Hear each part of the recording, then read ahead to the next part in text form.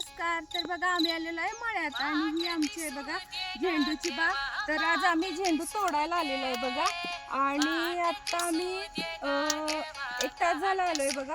आणि आता आमची ही 2 पोती तोडून झालं तर अजून शिल्लक आहेत बघा. आणि आमचा झेंडूची बाग पण चांगली आहे आणि ऊस पण आमचा चांगला आलेला आहे बघा. तर मला नक्की सांगा आमची झेंडूची बाग कशी आहे ती.